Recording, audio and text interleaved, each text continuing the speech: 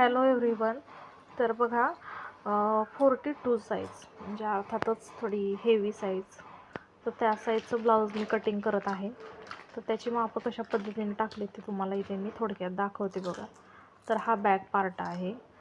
तर साधारण ह्याची उंची आहे 16 इंचाची, तर 15 इंचाची उंची आहे. तर मी 16 इंच टाकलेला आहे.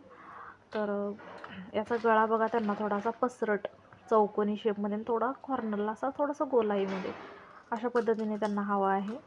आणि मी याचा मुंडा 6 इंच टाकलेला आहे बघा. आणि शोल्डरचं माप 5.5 इंच टाकलेलं आहे. ही कटोरी आहे, हे स्लीव्ज आहेत. हा कपडा त्यांच्याकडे थोडा कमी असल्यामुळे त्यांच्याकडे एक कपडा होता, तर त्यांनी हा दिलेला आहे बघा, हा यूज करा म्हणून. तर त्याच्यामध्ये मी स्कर्टिंग आणि योगपट्टीचा पार्ट त्यामध्ये काढत आहे मी. तर असं कस्टमर समजूतदार असलं की बघा, असं आपल्याला ॲडजस्टमेंट करायला पण सोपं जातं. तर आता मी इथे कटिंग करत आहे बघा अशा पद्धतीनं. तर ही कटोरी आहे. तर या ताईंचे मी बरेच ब्लाऊज शिवून दिलेले आहेत. समजूतदार आपल्याकडे हे कस्टमर आहे.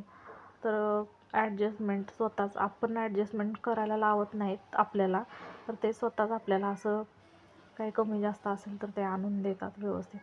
असं कस्टमर असलं की आपल्यालाही ब्लाऊज वगैरे शिवायला चांगलं वाटतं.